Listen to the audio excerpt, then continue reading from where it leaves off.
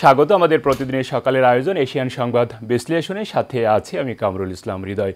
দর্শক, প্রতিদিনের মতো আমরা এই অনুষ্ঠানের মাধ্যমে দেশের শীর্ষস্থানীয় সকল পত্রিকার প্রধান শিরোনাম তুলে ধরি ও আলোচনা করি। তো চলুন দেখে নিই এখন পর্যন্ত যে দৈনিক পত্রিকাগুলো আমার হাতে আছে তার উল্লেখযোগ্য শিরোনামগুলো।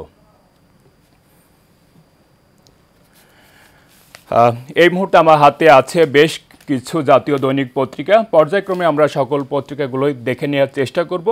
আমরা প্রথমেই শুরু করতে চাই দৈনিক দেশ রূপান্তর পত্রিকা দিয়ে।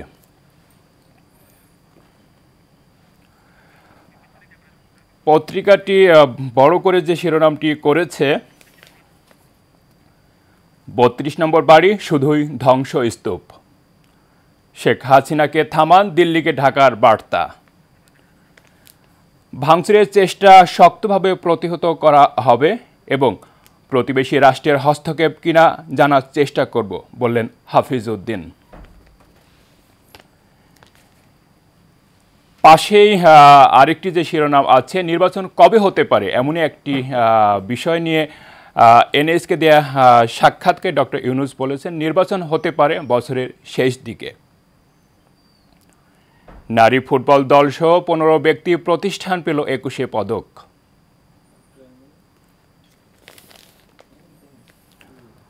ওমরা করতে রাশিয়ার যুদ্ধক্ষেত্রে পাচার, রাশিয়া নিয়ে সুলতানের কাছে বিক্রি করে দেয় চক্রটি এবং ২৬১০টি গোলাপি বাস নিয়ে কাউন্টার সেবা শুরু।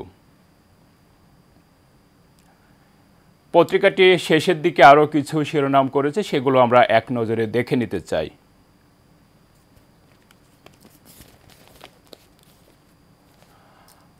আওয়ামী লীগ নেতাদের বাড়িতে ভাঙচুর ও আগুন, গলার কাটা বিমানের আউট স্টেশন।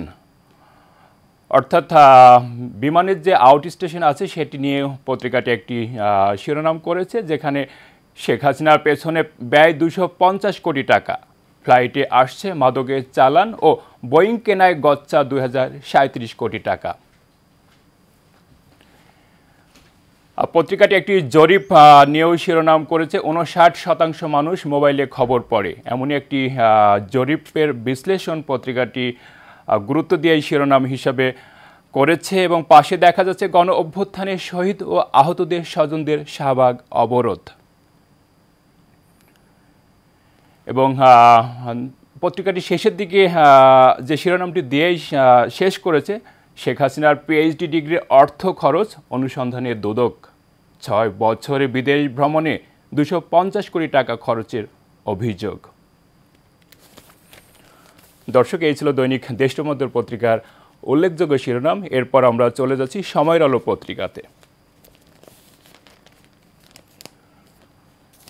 পত্রিকাটি বড় করে লাল কালি দিয়ে যে শিরোনামটি করেছে, ক্ষোভের আগুন এবার দেশ জুড়ে, আওয়ামী লীগ নেতাদের বাড়ি, দলীয় কার্যালয়, শেখ মুজিবের মোরাল সহ নাম ফলক ভাঙচুর, অগ্নিসংযোগ এবং বেশ কিছু ছবিও পাশাপাশি পত্রিকাটি ছাপিয়েছে। ধানমন্ডির ৩২ নম্বরে শেখ মুজিবুর রহমানের বাড়ি ও শেখ হাসিনার সুধাসদন ভাঙচুরের পর বৃহস্পতিবার ছিল উৎসুক জনতার ভিড় এবং সিমিলার কিছু আরও ছবি ছাপিয়েছে দেখা যাচ্ছে। এবং পাশে যে আরেকটি শিরোনাম আছে, শেখ হাসিনা উস্কানির জেরে জনগণের ক্রোধের বহিঃপ্রকাশ, ৩২ নম্বরে অন্তর্বর্তী সরকারের বিবৃতি। দর্শক, যেমনটি আমরা দেখছিলাম যে আসলে ক্ষোভের আগুন এবার দেশ জুড়ে। বিগত ৬টি মাস কিন্তু অন্তর্বর্তী সরকার পার করছে এবং এই সময়ের ভেতর আসলে দেশ জুড়ে তেমন কিন্তু যে ক্ষোভ ছিল মানুষের মাঝে, কিন্তু যে বিষয়টি ছিল যে ঘর বাড়ি ভাঙা, প্রতিষ্ঠান ভাঙে, এই জিনিসগুলো কিন্তু ছিল না। হঠাৎ করে কিন্তু হয়েছে বিষয়টা কিন্তু তা নয়। যেটি হয়েছে সেটি আসলে যেটি হয়েছে দর্শক, সেটি আমাদের যে প্রতিবেশী দেশ ভারতে, সেখানেই কিন্তু শেখ হাসিনা অবস্থান করছে এবং শেখ হাসিনা অবস্থান করার প্রেক্ষাপটেই সেখান থেকে আসলে একটি ভাষণ দিয়েছে, যেটি আসলে ছাত্র জনতা এটিকে ভালোভাবে নিতে পারেনি এবং তারই জের হিসাবে কিন্তু এটি শুরু হয়েছে।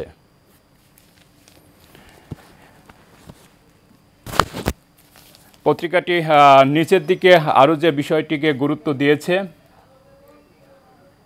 দিল্লিতে বসে হাসিনার ক্রমাগত বিবৃতি।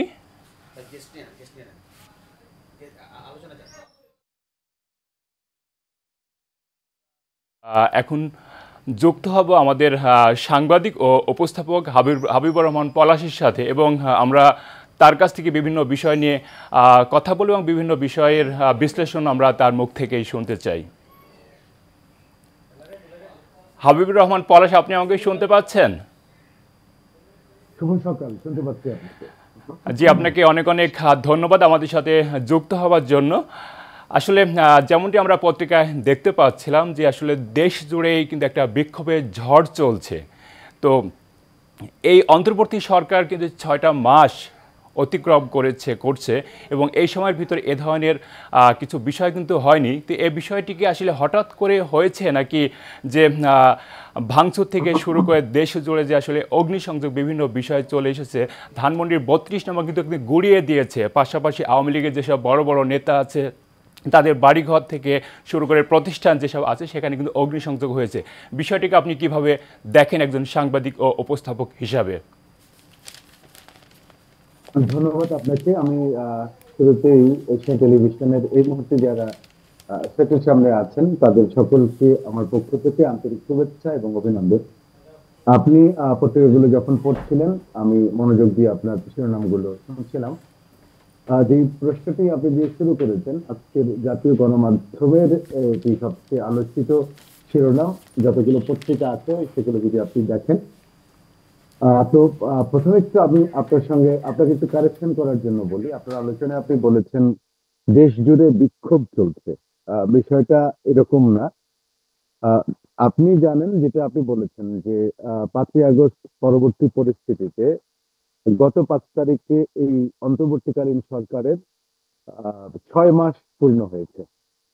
এই 6 মাসের নানা আন্দোলন, নানা ইকুয়েশন, আওয়ামী লীগ, শেখ হাসিনা এবং তার সংসদ তারা পালিয়ে গেছেন এবং শেখ হাসিনা এই মুহূর্তে ভারতে অবস্থান করছেন। ইউনূস, ডক্টর ইউনূসের নেতৃত্বে একটি সরকার গঠিত হয়েছে। সরকার এই মুহূর্তে দেশ পরিচালনায় আছেন। দেশের বিদ্যমান রাজনৈতিক দলগুলো তারা রাজনৈতিক কর্মসূচি নানানভাবে পালন করছেন। সরকার একটি জাতীয় নির্বাচন উপহার দেওয়ার জন্য সংস্কার করছেন এবং একটি ডেডলাইন তারা প্রত্যক্ষ এবং পরোক্ষভাবে বলছেন। আওয়ামী লীগ পালিয়ে গেছে, শেখ হাসিনা পালিয়ে গেছে। এরপরে নানানভাবে আওয়ামী লীগ দীর্ঘ 16 বছর ক্ষমতায় ছিলেন। তারা তাদের এই ক্ষমতায়নের মধ্য দিয়ে তাদের একটি রাজনৈতিক ভিত্তি, জনশক্তি বাংলাদেশে আছেন। শেখ হাসিনা সহ 340 জন সংসদ সদস্য পালিয়ে গেছেন, তার উচ্চ পর্যায়ের নেতৃবৃন্দ পালিয়ে গেছেন। তারা সুসংগঠিত হওয়ার চেষ্টা করবেন, এটা রাজনৈতিকভাবে সত্য। কিন্তু তাদেরকে বুঝতে হবে যে বিপুল সংখ্যক ছাত্র জনতাকে হত্যা করে শেখ হাসিনা আজকে প্রতিবেশী দেশ ভারতে অবস্থান করছেন। তিনি সেখান থেকে নানান ধরনের উস্কানি দিচ্ছেন। তিনি যখনই উস্কানি দেন তখনই দেশের মানুষ তার বিরুদ্ধে ঐক্যবদ্ধ হয় এবং গত 5 তারিখে তিনি ঘোষণা দিয়েছেন একটি ভাষণ দিবেন ছাত্র জনতার উদ্দেশ্যে। নির্লজ্জভাবে বলতে হয় যে ছাত্র জনতাকে হত্যা করে, আমরা তার বক্তব্যটি শুনেছি, বিপুল পরিমাণ ছাত্র জনতাকে হত্যা করে তিনি যে বক্তব্যটি দিয়েছেন সেখানে কিন্তু তার কোনো অনুশোচনা নাই। তিনি বলার চেষ্টা করেছেন যে তিনি ছাত্রদের জন্য এই করেছেন, সেই করেছেন, কিন্তু এত বিপুল পরিমাণে নিষ্পাপ শিশু থেকে শুরু করে বিপুল সংখ্যক ছাত্র জনতাকে হত্যা করেছেন, তার কোনো অনুশোচনা তার বক্তব্যে কিন্তু খুঁজে পাওয়া যায়নি। তিনি যখন বক্তব্যে আসবেন বলেছেন, তারপরেই নানান বিক্ষুব্ধ জনতা নানান প্রতিক্রিয়া দেখেছেন এবং তার এই বক্তব্যের জের ধরে ধানমন্ডি 32 নম্বর ভাঙার ঘোষণা দিয়েছেন বিক্ষুব্ধ ছাত্র জনতা বা ইনকিলাব মঞ্চ, যেই সংগঠনের বানারই হোক। এবং আপনি দেখেছেন কালকে ঢাকা সহ দেশের 35টি জেলায় আওয়ামী লীগের বিভিন্ন নেতা কর্মীদের বাড়ি ঘরে বিক্ষুব্ধ জনতা ভাঙচুর করেছেন। এবং গতকালকে আমরা দেখেছি প্রধান উপদেষ্টার কার্যালয় থেকে একটি প্রেস নোট দিয়েছেন, আর সেখানেও আমরা দেখেছি যে ভাঙচুর বা যে কোনো নৈরাজ্যকর পরিস্থিতিতে সরকার শান্ত হওয়ার জন্য বলেছেন। যে কোনো পরিস্থিতিতে আইন শৃঙ্খলা যাতে অবনতি না হয় সেদিকে কথা বলেছেন। সর্বোপরি কথা হচ্ছে যে শেখ হাসিনা রাজনীতিতে ফিরতে চান বা আওয়ামী লীগ ফিরবে কিনা, কিন্তু 6 মাসে বাংলাদেশের স্বাধীনতার পরে এত বড় ক্ষয়ক্ষতি বাংলাদেশে হয়নি, যেটা শেখ হাসিনার নেতৃত্বে তার সরকারের মাধ্যমে সংগঠিত হয়েছে। তার আরেকটু সময় নেওয়া উচিত ছিল। জনগণের জন্য যদি তিনি রাজনীতি করতেন, তাহলে জনগণের পালসকে তিনি বুঝতেন। এই ফেসবুকের মাধ্যমে এই যে ওনার বাংলাদেশের মানুষের উদ্দেশ্যে বক্তব্য দেওয়াটা, এটা আমার মনে হয় যে রাজনৈতিক দূরদর্শিতা নয়। আর এই যে আপনি যদি তার ফেসবুকের যে লাইভের কমেন্টস গুলো পড়েন, আপনি দেখবেন যে সেখানে কি পরিমাণে নেগেটিভ ভাবে তাকে মানুষ চিহ্নিত করেছে। তো তাকে আরেকটু সময় নেওয়া দরকার ছিল। আপনাকে বুঝতে হবে, আপনি বক্তব্য দিয়ে আপনি 32 নম্বরকে রক্ষা করতে পারেন না, বরঞ্চ আপনি 32 নম্বরকে ধ্বংসের শেষ সীমানায় নিয়ে গেছেন। এই দায়িত্ব আপনি। তাকে জনগণের পালস বুঝতে হবে। আসলে খুবই গুরুত্বপূর্ণ একটি বিষয় জনগণের পালস বোঝা, যেহেতু মানে একদম দেশ থেকে শুরু করে আসলে সাধারণ মানুষ থেকে শুরু করে সবাই যে একটা মানে মানুষ তার কিন্তু বিপক্ষে চলে গেছে, সে অবস্থায় হঠাৎ করে আসলে ফেসবুক পোস্ট দিয়ে এমন একটি ভাষণ মানুষের সঙ্গে শেয়ার করে, এবং যার প্রেক্ষাপটে কিন্তু বিষয়টি হয়েছে। যদি আপনি যেমনটি বলছিলেন যে যদি পালস বুঝতে হয়, পালস বুঝে যদি কিছু সময় আর কি নর্মাল থাকতো এবং সাধারণ মানুষের সঙ্গে মানুষ আসলে কী চায় সে বিষয়টিকে গুরুত্ব দিয়ে পরবর্তীতে কোনো বিবৃতিতে যেত, সেক্ষেত্রে হয়তো ভালো ছিল। যেমন আরেকটি আপনি গুরুত্বপূর্ণ বিষয় বলছিলেন যে আসলে 340 জন সংসদ সদস্য একসঙ্গে পালিয়ে গেছে, এবং এর সঙ্গে একটু পাশাপাশি যোগ করতেই হয় শুধু 340 জন না, আরও মানে একদম নিম্ন পর্যায় থেকে শুরু করে উচ্চ পর্যায়ে যারা আর কি এই আওয়ামী শাসনের সঙ্গে জড়িত ছিল সবাই কিন্তু আসলে পালিয়ে গেছে, যেটা বিশ্বে একটি বিরল ঘটনা। তো সেখান থেকে শিক্ষা নিয়ে আর কোনো ঘটনা নাই, একটি পার্লামেন্টের সকল পার্লামেন্ট মেম্বার পালিয়ে যাওয়ার ঘটনা ইতিহাসে প্রথম। বাংলা যেমনটি আপনি বলছিলেন খুবই গুরুত্বপূর্ণ যে ইতিহাসে প্রথম বিশ্বে।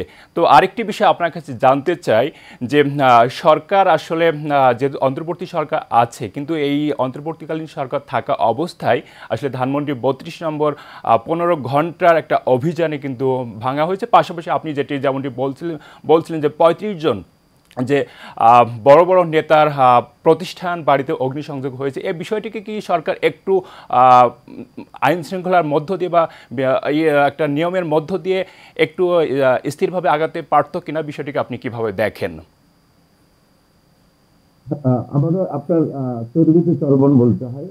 সরকারের দায়িত্ব হচ্ছে দেশের যে কোনো জানমাল থেকে শুরু করে সবকিছু রক্ষা করা, সকল কিছু নিরাপত্তা দেওয়ার দায়িত্ব হচ্ছে সরকারের। নিঃসন্দেহে সরকার সেই দায়িত্বটি পালন করেছেন। আপনি দেখেছেন যে প্রশাসন আসলে কতটুকু যেতে পারবে।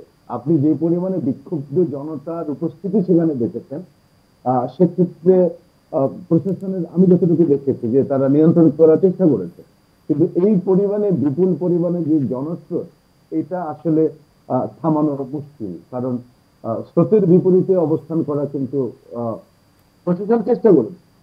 আপনি দেখেছেন যে অগ্নিসংযোগ করেছে, ফায়ার ফাইটাররা সেগুলো নিভিয়েছেন, আইন শৃঙ্খলা বাহিনী চেষ্টা করেছেন। সরকারের দায়িত্ব সব পক্ষের সংযোগ থেকে শুরু করে ভাঙচুর, নিশ্চয়ই সরকার তারা সেই কাজটি করবেন, সেটি গণমাধ্যমের জায়গা থেকে আমরা বলি, এবং তারা আরো ভবিষ্যতে সামনে যাতে এই ধরনের ঘটনা না ঘটেন, তারা সেই জায়গায় তাদের যে প্রশাসনের মেকানিজম আছেন সেটি তারা সর্বোচ্চভাবে প্রয়োগ করবেন, সেটি আমরা বিশ্বাস করি। প্রকারান্তরে যে ঘটনাগুলো ঘটেছে, এই ঘটনা যাতে আর সামনে বাড়তে না দেওয়া যায়, সেই জায়গায় দুই পক্ষকে দায়িত্বশীল আচরণ করতে হবে। উদ্ভূত পরিস্থিতিতে আপনি দেখেছেন যে বৈষম্য বিরোধী ছাত্র জোট তারা একটি বিবৃতি দিয়েছেন, সরকারের সঙ্গে নানা স্টেক হোল্ডার যারা জড়িত আছেন, উপদেষ্টারা বিবৃতি দিয়েছেন, তারা কথা বলেছেন। আমরা গণমাধ্যমের জায়গা থেকে বলতে চাই যে ইতিহাস, ঐতিহ্য, মানুষত্ব, নিরাপত্তা সবকিছু সরকারকে রক্ষা করতে হবে। সরকার সেই জায়গায় দায়িত্বশীল আচরণ করবেন, সেটা আমরা প্রত্যাশা করি। জি, হাবিব রহমান পলাশ, আপনাকে অনেক অনেক ধন্যবাদ আমাদের সাথে যুক্ত হওয়ার জন্য। দর্শক, আমরা যুক্ত হয়েছিলাম হাবিব রহমান পলাশের সাথে, এবং তার কাছ থেকে আমরা মূল্যবান বিষয় নিয়ে কথা বলেছি, এবং আমরা আসলে উনি যেটি বললেন যে দায়িত্বশীল আচরণ, আসলে দায়িত্বশীল আচরণ শুরু থেকে আসলে সবাইকেই করতে হবে, এবং আমরা সেটিও আশা করি। দর্শক, এই মুহূর্তে আমার হাতে আছে আরও বেশ কয়েকটি পত্রিকা, আমরা সেগুলো এক নজরে দেখে নেওয়ার চেষ্টা করি। এই মুহূর্তে যে পত্রিকাটি আছে প্রথম আলো বড় করে যে শিরোনাম করেছে, একই শিরোনাম, গুড়িয়ে দেয়া হলো 32 নম্বরের বাড়ি, এবং একটি ছবিও ছাপিয়েছে পত্রিকাটি। রাজধানীর ধানমন্ডির 32 নম্বরে শেখ মুজিবুর রহমানের বাড়ির প্রায় পুরোটাই গুড়িয়ে দেওয়া হয়েছে, পেছনের একটি অংশ কোনো রকম দাঁড়িয়ে আছে। গত বুধবার রাতে বাড়িটিতে ভাঙচুর করেন বিক্ষুব্ধ জনতা। এক পর্যায়ে সেখানে আগুন দেয়া হয়, এমনই একটি ছবি পত্রিকাটি ছাপিয়েছে। পাশে দেখা যাচ্ছে, দেশকে অস্থিতিশীল করার চেষ্টা করা হলে কঠোর ব্যবস্থা নেবে বললেন অন্তর্বর্তী সরকার। এবং পাশে আরেকটি যে শিরোনাম করেছে বেশ গুরুত্ব দিয়ে পত্রিকাটি, শহীদ পরিবারের সদস্যদের 7 ঘন্টা শাহবাগ অবরোধ। শহীদ পরিবারের দাবি, প্রতিটি হত্যার বিচারের লক্ষ্যে আসামিদের দ্রুত গ্রেপ্তার, শহীদ ও আহতদের রাষ্ট্রীয় স্বীকৃতি। এবং শেষের দিকে আরও কিছু পত্রিকাটি শিরোনাম করেছে, সেগুলো আমরা দেখে নিতে চাই। গাজীপুর, বরিশাল সহ 35 জেলায় হামলা, ভাঙচুর ও আগুন। এবং শেষের দিকে যে শিরোনামটি দিয়ে এই পত্রিকাটি শেষ করেছে, গণমাধ্যমকে স্বাধীন দেখতে চায় 68% মানুষ। জরিপে 45,000 খানা থেকে 10 বছরের বেশি বয়সদের কাছ থেকে তথ্য সংগ্রহ করা হয়েছে।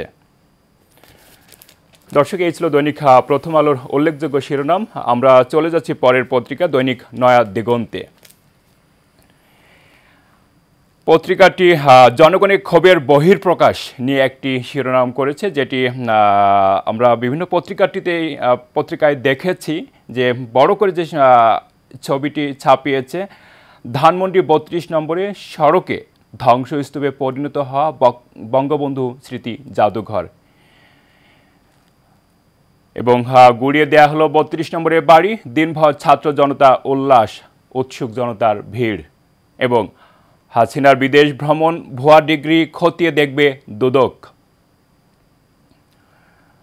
শেষের দিকে আরও কিছু শিরোনাম আছে, সেগুলো আমরা দেখব। সমালোচনার মুখে গাজা দখল নিয়ে সুর বদল যুক্তরাষ্ট্রের। এবং দর্শক, 21 পদক নিয়েও একটি শিরোনাম আছে, 21 পদক পাচ্ছেন যারা, এমনই একটি শিরোনাম করেছে পত্রিকাটি। এবং শেষের দিকে দ্য টেলিগ্রাফের প্রশ্ন, টিউলিপের লন্ডনের ফ্ল্যাটটি কি রূপপুর দুর্নীতির টাকায় কেনা, এমনই একটি শিরোনাম পত্রিকাটি করেছে। এবং শেষের দিকে আরেকটি শিরোনাম আছে, আদানির সাথে চুক্তি দেশের স্বার্থ রক্ষা করেনি বললেন পররাষ্ট্র উপদেষ্টা। দর্শক, এই ছিল পত্রিকাটির উল্লেখযোগ্য শিরোনাম। আমরা চলে যাচ্ছি পরের পত্রিকা, দৈনিক যুগান্তরে। একটু ভিন্ন প্রকৃতির একটি শিরোনাম পত্রিকাটি করেছে গতানুগতিক অন্যান্য পত্রিকা থেকে। নির্বাচন হতে পারে বছরের শেষে। দর্শক, যেমনটি দেখছিলাম যে আসলে নির্বাচন, যে অন্তর্বর্তী সরকারের যে 6 মাস সময় পার করলো, এবং এই সময়ের ভেতর থেকে কিন্তু বিভিন্ন রাজনৈতিক দল থেকে শুরু করে তাদের যে একটা দাবি ছিল, বিভিন্ন দাবির পাশাপাশি সেটি নির্বাচন, যে নির্বাচনটা কবে হবে, এমনই একটি বিষয় কিন্তু বেশ কয়েক মাস ধরেই আলোচনার মাধ্যমে চলে আসছিল। তো শেষের দিকে আসলে NH জাপানের একটি পত্রিকা, সেখানে কিন্তু অন্তর্বর্তী সরকার প্রধান নিজে একটি সাক্ষাৎকারে বলেছে যে এবছরের শেষের দিকে নির্বাচন হওয়ার একটা সম্ভাবনা আছে। তো দর্শক, আসলে নির্বাচন এই বিষয়টিকে কেন্দ্র করে বিভিন্ন রাজনৈতিক দলের যেমন চাওয়া পাওয়া, ঠিক একইভাবে সাধারণ মানুষেরও কিন্তু এই চাওয়ার প্রতি একটা আলাদা গুরুত্ব আছে। তো এটিকে অনেক গুরুত্ব দিয়ে পত্রিকাটি শিরোনাম করেছে। দর্শক, আমরা দেখছিলাম দেশের বিভিন্ন পত্রিকাগুলো এবং বিভিন্ন পত্রিকায় বিভিন্ন গুরুত্বপূর্ণ বিষয় কিন্তু আজকে শিরোনাম হিসাবে প্রাধান্য পেয়েছে। দর্শক, আমরা অনুষ্ঠানের একেবারেই শেষ পর্যায়ে, আবার দেখা হবে আগামীকাল ঠিক একই সময়ে। ততক্ষণ ভালো থাকুন, সুস্থ থাকুন, এশিয়ান টিভির সাথেই থাকুন। ধন্যবাদ সবাইকে।